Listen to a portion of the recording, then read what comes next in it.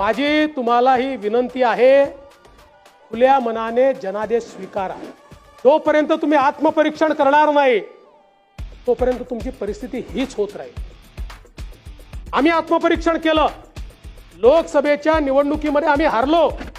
या महाराष्ट्रामध्ये आम्ही नाही म्हटलं ईव्हीएम मुळे हारलो, आम्ही सांगितलं हो फेक नरेटिव्ह होता, त्याच्या विरुद्ध थेट नरेटिव्हने उत्तर देऊ। मेहनत केली आम्ही आणि म्हणून तुम्हाला मी गालिबने जो सल्ला दिला तेवढाच सल्ला देऊ इच्छितो।